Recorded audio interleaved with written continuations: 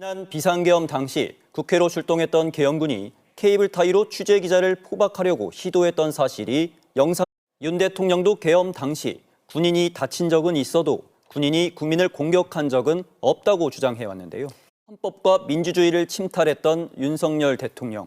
당연히 탄핵이 인용되고 파면될 거라는 게 상식을 가진 10시 16분 정정미 재판관이 출근했다는 소식이 들어오면서 이제 총 8명 중에 6명의 재판관인가요? 지금 출근. 12분 문형배 재판관이 출근을 해서 재판관 8명 모두 출근을 했다는 소식 전해드리겠습니다. 그런데 어떤 내용들이 오고 갔었는지 좀 정리 좀 해주실래요? 네, 일단 비상계엄이 그리고 법조팀 조희원 기자와 함께 탄핵 심판 관련 이야기 들어보겠습니다. 네, 안녕하세요. 네, 안녕하세요. 지금 결론이 나와 취임 선서문 첫 마디는 헌법 준수입니다. 그만큼 헌법 수호자로서 대통령의 책임이 막중한 건데 윤석열 대통령은 12.3 비상계엄이 경고성이고 대국민 호소용이라고 말해왔습니다. 하지만 노상원 하루 앞두고 시민들은 윤 대통령을 만장일치로 파면하라고 촉구했습니다.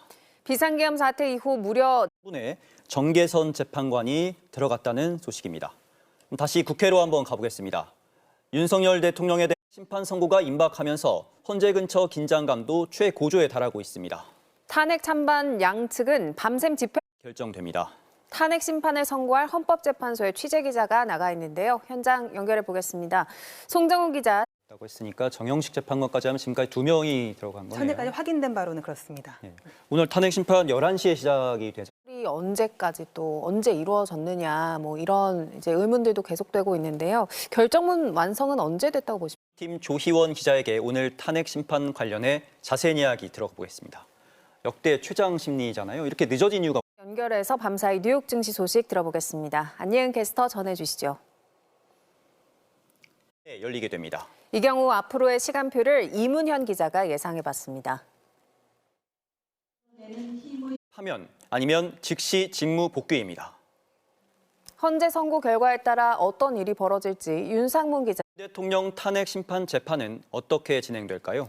역대 대통령 사건 전례를 비춰보면 재판이 시작되고 있는데요. 김상훈 기자가 되짚어봤습니다.